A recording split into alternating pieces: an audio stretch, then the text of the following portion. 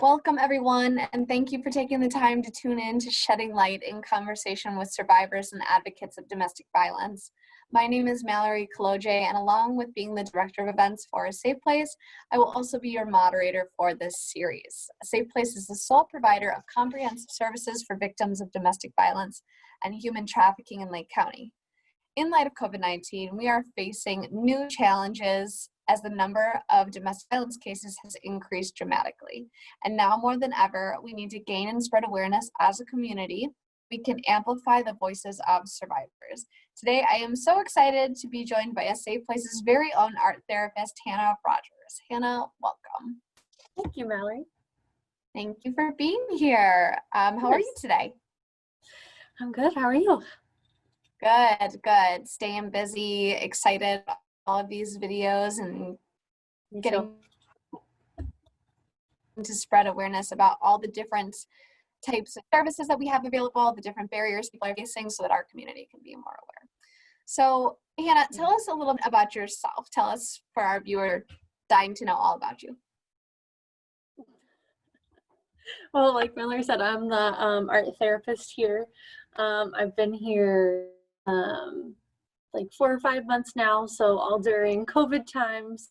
So yeah, I came here from Kentucky where I studied both counseling and art therapy. So yeah, it's my first time working specifically with just survivors of domestic violence, but in the past I've worked a lot with kids in the school system and adults with like severe mental illness, and definitely like domestic violence and abuse touches all those areas. So yeah.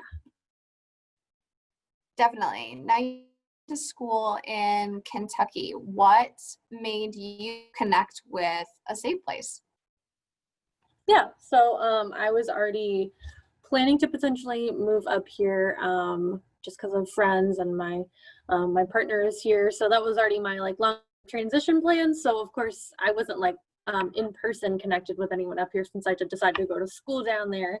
They do have a good art therapy program, yeah, but I was just looking honestly for nonprofits online, and I was impressed with what A Safe Place had to offer as far as just like offering, of course, art therapy, which is sometimes a specific therapy you can't find at all nonprofits because you do have to get you know, the grant funding for that, but then also just all the other services we provide, I was impressed by. Absolutely. And I think you touched on a really interesting point right there about not every agency having an art therapy program, and art therapy is such an essential mode of healing because not everybody is necessarily ready for therapy, and this is a wonderful alternative for many people who are maybe just beginning their journey into healing. So tell us a little bit about the way that art changes survivors of domestic violence. Yeah, so like the art itself, you know, it can be, especially with an art therapist, but just, you know, making art in general could definitely be like a stress reliever, and it can, you know, improve your like problem solving skills when you're working with different art mediums. But definitely it's nice with survivors that, like you said, if you're not ready necessarily to talk about it, it has that non-verbal component, so you can come in and make art about what you've been through, or just other things about who you are. You can make art about them. Yeah, and so it can kind of work with that same nonverbal part in your brain, which is the same place where trauma is stored, so it can kind of tap into that. And then also it's just nice to have it because then it's something they can take with them too when they leave, or they have like a little art journal, they have something they happen to enjoy, a type of art material. Yeah, and I'm sure you see a transition when people first start creating art, and then, you know, they are able to sort of document the type of art that they're making towards the, like, all throughout their journey. Do you feel that when people start with art therapy, they're more inclined to vocalize what they're going through as time progresses on? Yeah, definitely. I'll have a lot of times with my adults anyway, with kids, like the art making and playing, that sort of thing is pretty natural. But for adults, you know, you kind of have to push past that stigma of like, oh, art is childlike. Or like I hear a lot of adults say like, oh, I can't even draw a stick figure. So sometimes people are a little Mhm. nervous about that because they think they're going to draw something and I'm going to analyze it. And that's not exactly what art therapy is. So yeah, I think a lot of times, as even with people who are kind of nervous about art therapy, as time goes on, they do find like, oh, even with some simple art therapy prompts and with, you know, collaging or drawing or sculpting something, things come up that they wouldn't have necessarily thought to bring up if they were just talking, you know, from a cognitive standpoint. Yeah, definitely. And I think that, you know, in terms of the art piece, thinking about not necessarily what they're drawing or what they're creating, but the colors they're using, the materials that they're using to create these pieces can also be quite telling of a person's, you know, emotional experiences. Would you agree with that? Yeah, yeah, and we have this kind of continuum in art therapy where it goes from like the more resistive materials, so like the drawing and the collaging, where it's, you know, Right. more under your control, to like the paint and the clay and things that are a little more fluid. So yeah, depending on that is kind of Absolutely. people's comfort level of how much they want to disclose. Yeah, So yeah. definitely. I found this quote. I absolutely love this quote that Georgia O'Keeffe famously said. I found I could say things with colors and shapes that I couldn't say in any other way, things I had no words for. In what ways does art therapy sort of give a voice to survivors of domestic violence? Yeah, I love that quote. Um, yeah, I mean, it's just a whole nother, it's like a different language, so to speak, where it's, you know, you do have that visual component that helps communicate to your therapist or to other people if, you know, you feel it's safe to communicate with other people. It can empower you to share your story potentially, or really just on a personal level, you know, it's you know, when you're talking, it goes back and forth between one person, but when you have that art piece, you can go back and look at it and like gain more insight on yourself and your own story too. Yeah, absolutely, absolutely.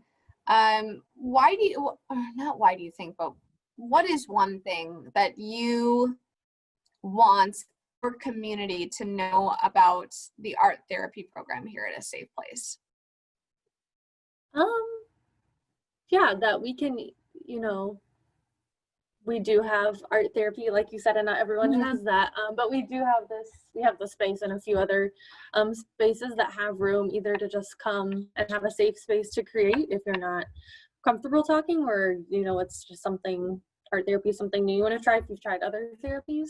So just a safe space to either come create, or we can also, you know, combine it with other counseling modalities, and you can, you know, also talk through your experience while making art. So it can be either way. Absolutely.